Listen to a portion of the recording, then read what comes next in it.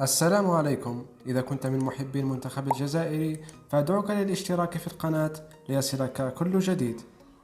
قدم النجم الجزائري ولاعب مانشستر سيتي رياض محرز مباراة كبيرة اليوم، وهذا بعد تسجيله ل3 أهداف كاملة رغم غيابه في المباريات السابقة بسبب نقص الثقة من المدرب بيب غوارديولا، إلا أنه عاد هذه المرة بمستوى كبير وبصم على هاتريك.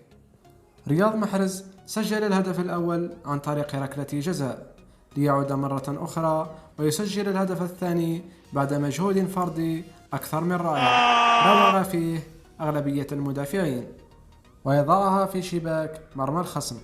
الهدف الثالث جاء بعد تمريرة رائعة من جاك جريليتش ويضعها في الشباك ويؤهل فريقه إلى نهائي البطولة.